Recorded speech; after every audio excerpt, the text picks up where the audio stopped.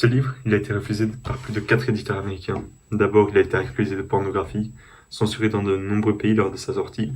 Ensuite, il a continué à être débattu comme étant un livre à interdire.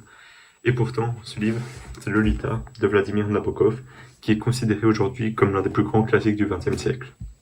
Alors, est-ce seulement un chef-d'œuvre ou bien une manipulation toxique tout au cours du roman? Eh bien, restez ici pour le découvrir. Alors, pour donner un peu de contexte à ce livre, Lolita, il est sorti en 1955 et il raconte l'histoire d'Humbert Humbert, un professeur de littérature de 37 ans qui est obsédé par une fillette de 12 ans qu'il appelle Lolita. C'est pas son vrai nom. Et oui, vous avez bien entendu, ça parle d'un amour entre un homme de 37 ans et une fillette de 12 ans. Là, vous êtes sans doute en train de vous dire, mais pourquoi je devrais lire ce livre? Ça a tout du livre sombre, noir, parlant de pédophilie et sans intérêt. Et pourtant, vous vous trompez. C'est là que l'on comprend tout le génie de Nabokov lors de l'écriture de ce livre. En fait, il essaie de nous faire rentrer dans la tête d'un narrateur, un prédateur même, qui essaye de nous manipuler, de nous séduire par la beauté de ses mots, par la beauté de son écriture, alors que tout ce qu'il fait, c'est mal. En fait, ce narrateur, Humbert Humbert, c'est probablement le narrateur le moins fiable de l'histoire de la littérature. Et pour moi, c'est là que ça devient fascinant, parce que écrire sur un tel sujet, est-ce que vraiment on peut écrire un chef-d'œuvre sur un sujet aussi sensible, aussi tabou que la pédophilie? On va même jusqu'à se poser la question, est-ce que la beauté de l'écriture sur un sujet aussi sensible peut excuser les propos? Et spoiler, la réponse c'est non, c'est complètement inexcusable les propos que Humbert Humbert tient et qu'il essaye de nous faire croire. Et en fait, c'est ça que Nabokov essaye de nous faire comprendre, mais qui a pas toujours été compris par la société. Et je pense, et aussi d'après ce que j'ai lu, que c'est une des raisons pour laquelle le livre il a été censuré à sa sortie et qui continue à être très controversé. Avant de parler de ce que le livre il est pas, je veux juste faire une aparté par rapport aux gens qui n'ont sans doute jamais lu le livre et qui en parlent. Car quand j'ai commencé à le lire, j'ai un ami, il m'a dit ouais, c'est pas trop sombre, c'est juste tu comprends pas. En fait, ça parle pas de pédophile, je sais pas quoi, je sais pas quoi. Le mec n'avait pas lu le livre. Et il me dit ça, mais je vous promets que ceux qui parlent du livre et qui comprennent pas, ils vont jamais parler de pédophilie alors que le livre, il parle de pédophilie, il n'y a rien d'autre à dire, c'est juste ça parle de pédophilie, c'est un sujet tabou, mais il parle de ça, tant pis, c'est comme ça, l'auteur il a fait exprès, il sait de quoi ça parle. Faut arrêter d'essayer de cacher parce que juste c'est un grand livre, oui c'est un grand livre, mais il parle d'un sujet tabou. Enfin, et quand je dis tabou, c'est même pas tabou, c'est un sujet criminel, enfin, vous comprenez ce que je veux dire par tabou. Bref, la première chose à clarifier par rapport au roman, c'est que Lolita, c'est pas une histoire d'amour. Une histoire d'amour, c'est pas une romance normale entre deux personnes qui sont fusionnées, où il y a de la passion, c'est pas du tout ça. Lolita, c'est l'histoire d'un abus. C'est juste que Humbert Humbert, le narrateur, il essaie de romancer la situation. Il essaie de nous faire voir son point de vue à lui, qui selon lui est le bon d'ailleurs, et celui qui doit être universellement compris. Lorsqu'il parle de Lolita, il parle d'amour, il parle de passion, il parle du destin. Mais Nabokov, lui, il nous laisse des indices pour bien comprendre que la relation, elle est unidirectionnelle. C'est seulement Humbert vers Lolita, mais pas Lolita vers Humbert. Elle veut pas être là, mais elle peut rien faire. Lolita, quand on la voit dans le roman, elle pleure, elle a nulle part où aller, elle est complètement perdue. Elle a perdu sa mère. Bon, j'ai pas envie de spoiler j'ai pas envie de spoiler le roman, mais voilà, maintenant vous savez, elle a perdu sa mère et c'est pour ça qu'elle a que Humbert Humbert en fait. Le problème aussi, c'est que à Hollywood, dans la pop culture, souvent les gens ils ratent le message du livre. Ils comprennent pas que c'est pas Lolita qui est une nymphette et qui essaye de séduire Humbert Humbert. En fait, dans la pop culture, on a transformé Lolita vraiment comme la séductrice, alors que la réalité est tout autre. Le message que Nabokov veut faire passer, c'est que Humbert Humbert, c'est un pédophile, un manipulateur, et il essaye de nous manipuler par son écriture en décrivant les faits selon son point de vue.